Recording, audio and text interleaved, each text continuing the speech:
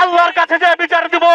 আমরা রবিবারের দিন ঘোষণা করলাম, আমাদের দাবি যদি বৃহস্পতিবারের ভিতরে দাবি পূরণ না হয় তাহলে আমরা পুলিশ হেডকোয়ার্টার এবং সচিবালয়ের সামনে আত্মহতি দিব এবং তা ওপেন মিডিয়ার সামনে আত্মহতি দিব।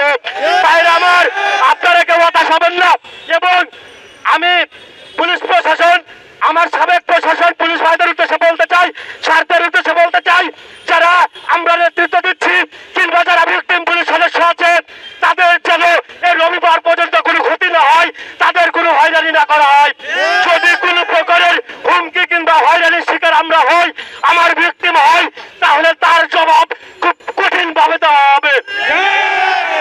আমরা আপনাদের প্রত্যেকটা আদেশ, প্রত্যেকটা নির্দেশ এখন ভাবে পালন করে যাচ্ছি।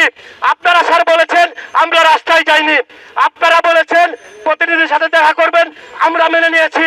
কিন্তু বাবার অবৈধ সন্তান আছে, বাবার অবৈধ সন্তান হতে বাধ্য করবেন না। স্যার, আপনাদের জোরাত করে বলতে চাই, রবিবারের দিন কোন বাধা, কোন বিপত্তি, কোন নির্দেশনা আমরা মানব না। আমরা সেদিনকে আমাদের দাবি আদায় অটল থাকবো। ভাইরা আমার, আপনারা যে যার মতো এই স্থান ত্যাগ করবো এবং রবিবারের দিন অবশ্যই টাকা যদি নাও থাকে আপনারা ধার করে হলেও কাফনের কাপড় কিনে নিয়ে আসবেন, যেন আপনার বডিতে ঢাকা হয়। আগামী রবিবার সকাল 9টার মধ্যে সচিবালয়ে আমাদের দাবি যদি বৃহস্পতিবারের মধ্যে পূর্ণ না হয়, আমরা যেহেতু হেডকোয়ার্টারকে এত 5 মাস সময় দিছি, আমরা 3-4টা দিন 2টা দিন আমরা কার্যক্রম এখন সচিবালয়ে করব।